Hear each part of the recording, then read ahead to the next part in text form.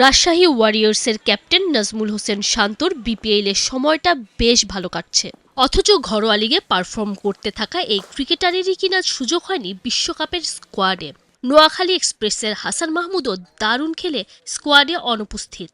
বিশ্বকাপের দল বেছে নেওয়া হয় আসলে কিসের ভিত্তিতে? রবিবার আসন্ন টি-20 বিশ্বকাপ উপলক্ষে 15 সদস্যের স্কোয়াড ঘোষণা করেছে বাংলাদেশ ক্রিকেট বোর্ড। বরাবরের মতোই এবারও উঠেছে আলোচনা সমালোচনার ঝড়। বিশ্বের বাকি দলগুলো রানের খেলায় যখন ব্যাটারদের প্রায়োরিটি দিচ্ছে, টাইগার স্কোয়াডে গাজী আশরাফ হোসেন লিপুর নির্বাচক কমিটি রেখেছে মাত্র 7 ব্যাটার আর 8 বোলার। যদিও অফ ফর্মে থাকা জাকের আলী অনেকের বাদ পড়ার সিদ্ধান্ত প্রশংসিত হচ্ছে। চলছে দেশের 1 নম্বর ফ্র্যাঞ্চাইজি লিগ বিপিএল। বিশ্বকাপের আগে ক্রিকেটারদের বেছে নেওয়ার ভালো প্ল্যাটফর্ম ছিল এই লিগটাই।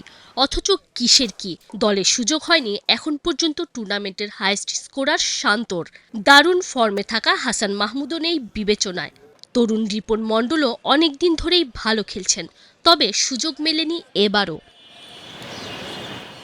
বিপিএলে এখন পর্যন্ত 4 ম্যাচে 1 সেঞ্চুরি সহ শান্তর রান সংখ্যা 203।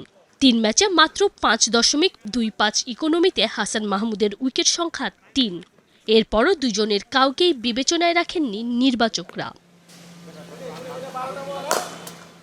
আইসিসির মেগা ইভেন্টে দল বেছে নেয়ার দিক থেকে নির্বাচকরা আসলে কি করেন, কিংবা দলে কাউকে বিবেচনার ক্ষেত্রে কতটাই খেলা দেখে সিদ্ধান্ত নেন, সেই প্রশ্ন তোলার প্রচলনটা নতুন কিছু নয়।